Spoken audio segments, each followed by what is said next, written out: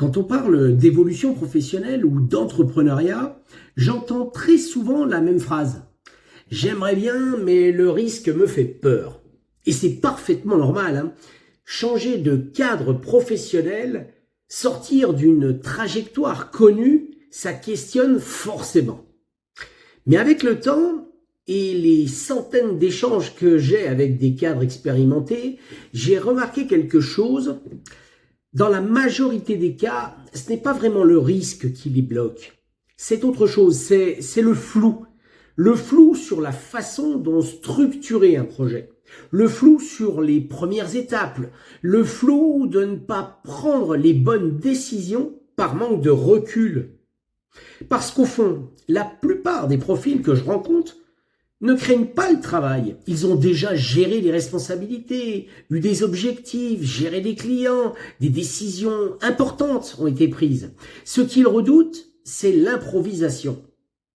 Si en m'écoutant, vous avez cette petite impression que ce n'est peut-être pas le risque qui vous freine, alors vous êtes probablement exactement dans cette phase de réflexion que je vois souvent.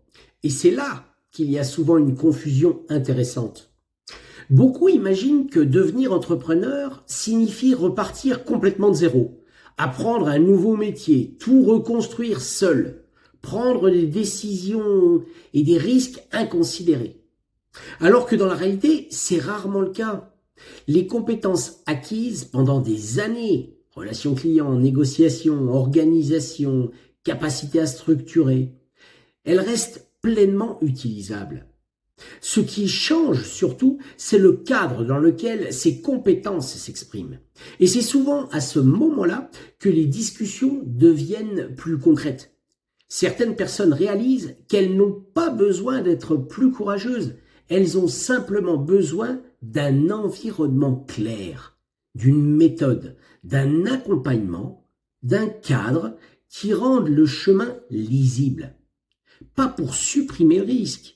Il existe toujours, mais pour le rendre compréhensible et maîtrisable. Et c'est souvent ce passage du flou à la clarté qui transforme une réflexion en projet réel. La vraie question n'est donc pas « est-ce que j'ai peur du risque ?», mais plutôt « est-ce que je manque de courage ou simplement de visibilité ?» Parce qu'une décision devient beaucoup plus simple quand le chemin est lisible. Certains choisissent alors d'entreprendre seuls.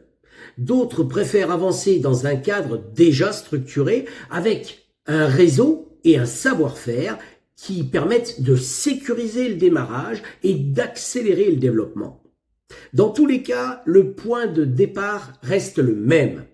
Comprendre que la peur n'est pas toujours là où on la croit. Et vous, quand vous pensez à évoluer professionnellement, est-ce vraiment le risque qui vous freine ou l'incertitude autour du chemin ?